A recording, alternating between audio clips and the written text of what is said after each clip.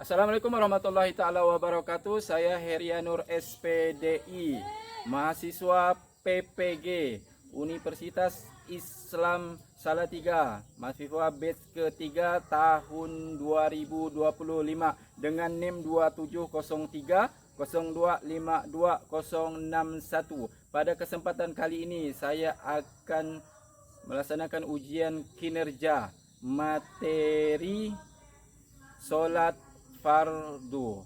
Saksikanlah video saya. Terima kasih. Assalamualaikum warahmatullahi wabarakatuh. Waalaikumsalam warahmatullahi wabarakatuh. Selamat pagi. Pagi, Pak. Apa kabar kalian hari ini? Sehat? Sehat, Pak. Oke, sebelum memulai pelajaran, marilah bersama-sama kita berdoa kepada Soleh. Bapak minta untuk memimpin doa kita pada pagi hari ini. Bismillahirrahmanirrahim.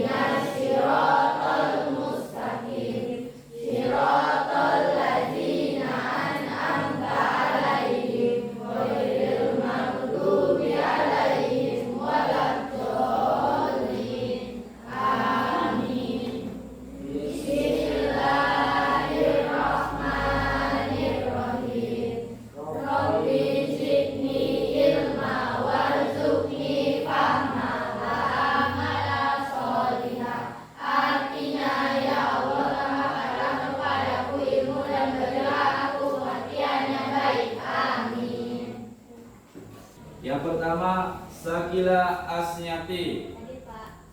Yang kedua Muhammad Fitri. Yang ketiga Safi Al-Parisi. Yang keempat Dea Farida. Hadir, Pak. Hadir semua ya? Alhamdulillah. Rasa nasionalisme kita terhadap bangsa kita ini, marilah sama-sama kita menyanyikan lagu kebangsaan Indonesia Raya.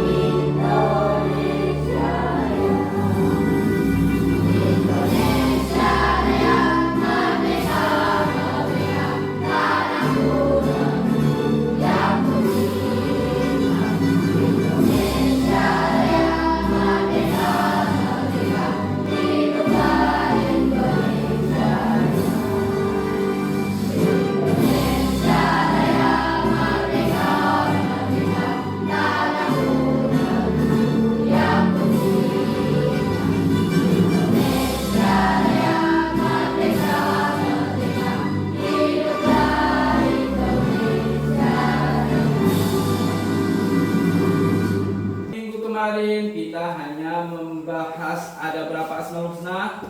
Ada 3 atau 4? Ada 4 asmaul husna. Apa-apa itu? Yang pertama Al-Alim. Al-Alim itu adalah maha mengetahui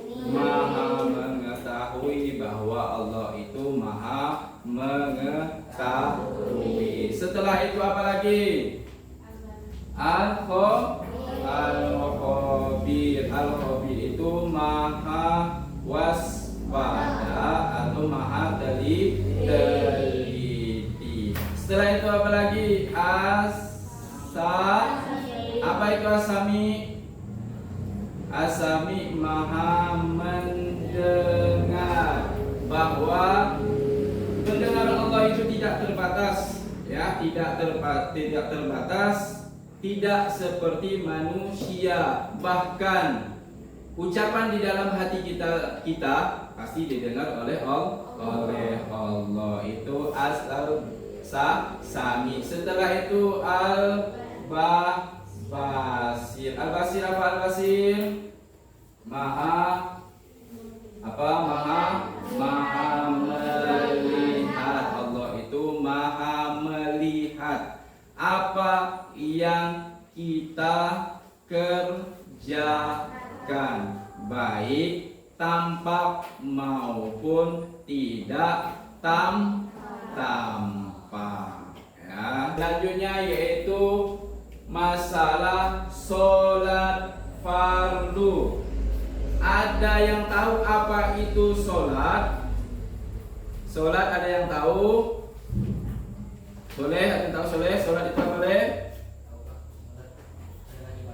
Sholat adalah ibadah. Ya, sholat adalah ibadah. Ada hukum sholat itu apa? Hukum sholat itu apa? Wajib.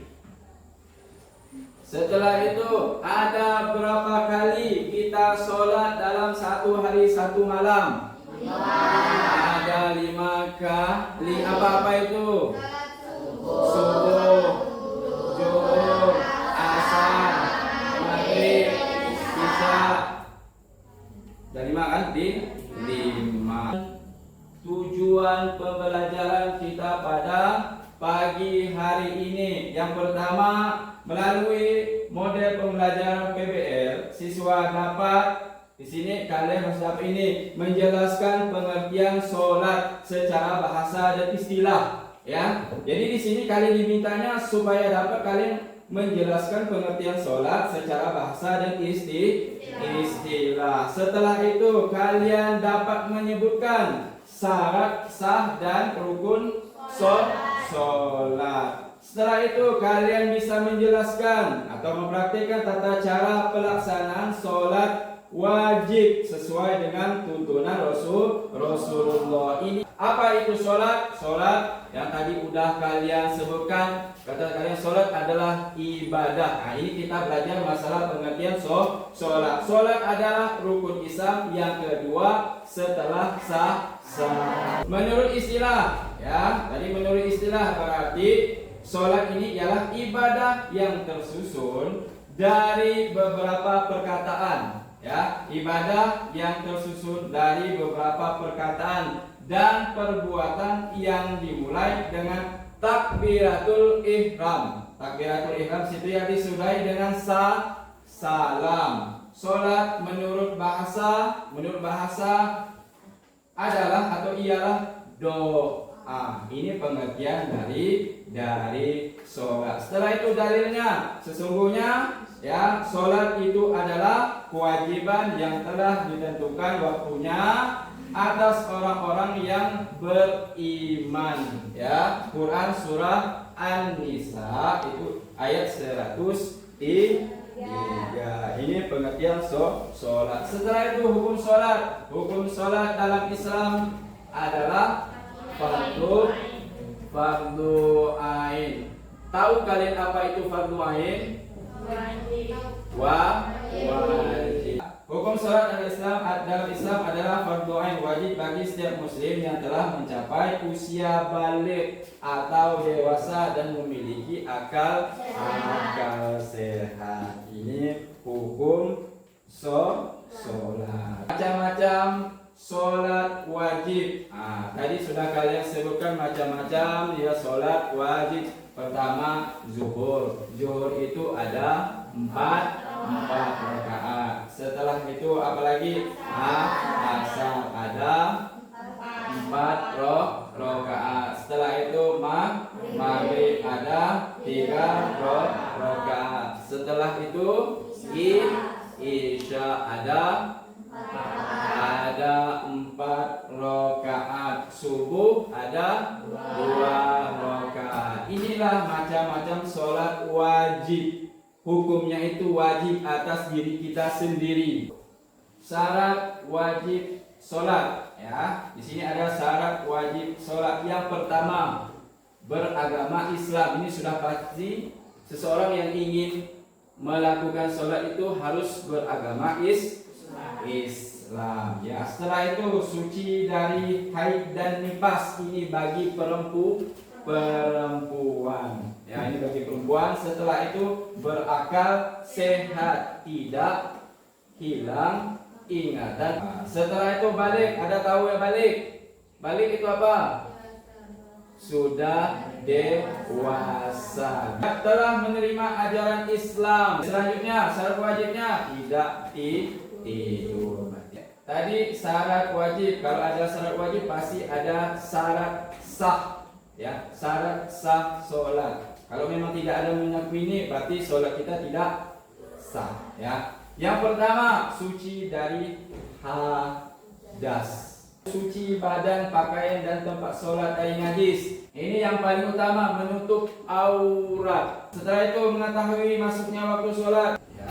Setelah itu menghadap kiblat. Selanjutnya kita akan bahas masalah rukun sholat. Rukun sholat ini ada 13 video ya tentang gerakan dan bacaan sholat.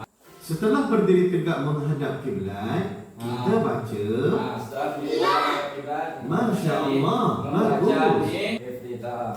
Allahu Akbar kabira walhamdulillahi kathira wa subhanallahi bukratan wa asila wajjahtu wajhiya lilladhi fatara as-samawati wal arda hanifan muslima wa ma ana minal musyrikin.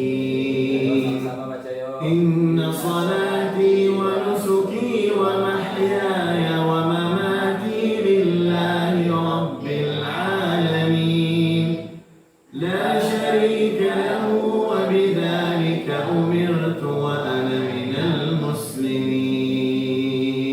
Selanjutnya kalian Bapak mohon membentuk ya kelompok. Satu kelompok itu terdiri dari 4 orang. Kelompok satu ini. Kelompok dua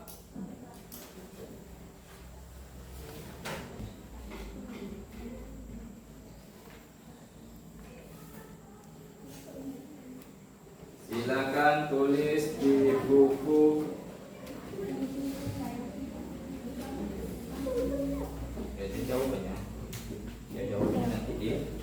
Jawabannya nanti ditulis ya. Soalnya boleh kalian misalnya kalian mau tulis pun boleh supaya kalian dapat menyampaikan di depan nanti menyampaikan hasilnya ya.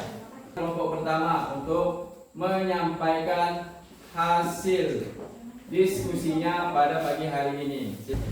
Assalamualaikum warahmatullahi wabarakatuh. Waalaikumsalam warahmatullahi wabarakatuh. Perkenalkan kami dari kelompok 1. Nama saya Syakila. Nama saya Dea. Nama saya Faris.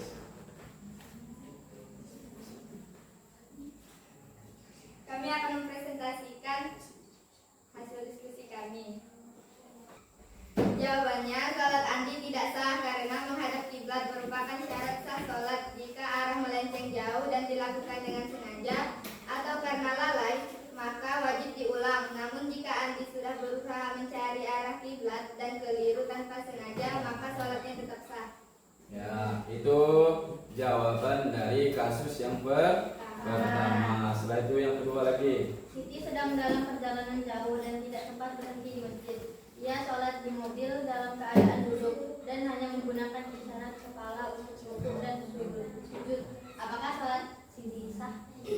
Jawabannya dari kasus kedua, sholat Siti sah karena dalam kondisi darurat atau musafir. Kelompok lain ada yang ingin menanggapi atau bertanya? Ada yang ingin bertanya? Saya, Ya, silakan Bimo.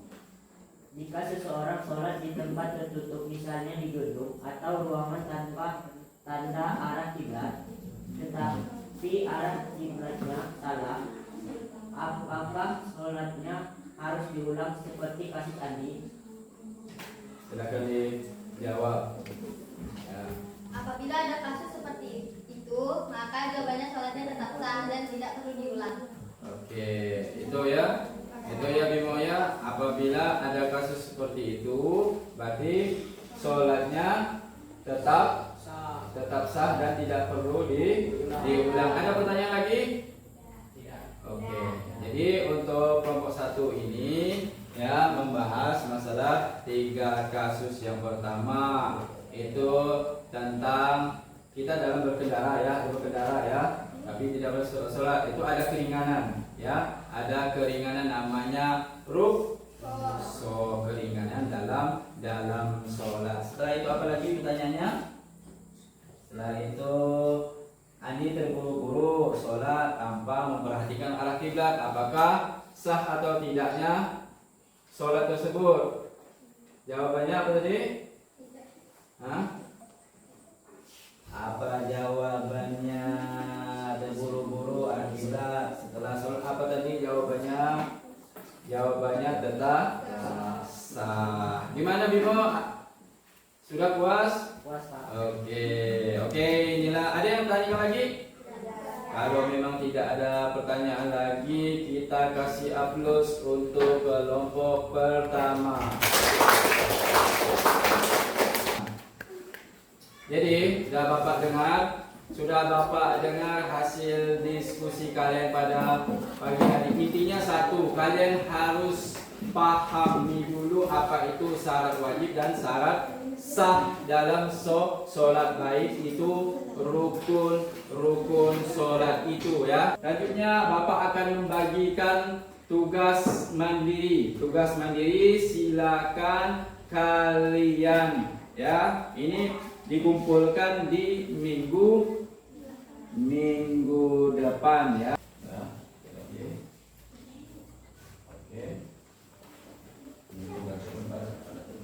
Hasil dari belajar kita pada pagi hari ini bahwa satu ya, kita pengertian sholat itu adalah ibadah yang tersusun. Yuk sama-sama yuk. Ibadah yang tersusun dari perkataan perbuatan diawali dengan takbir atau ihram dan diakhiri dengan salam. Materi minggu depan kita akan membahas masalah zikir ya, masalah zikir. Untuk menutup pelajaran kita, marilah kita bersama-sama membaca surah Al-Asri. Bismillahirrahmanirrahim.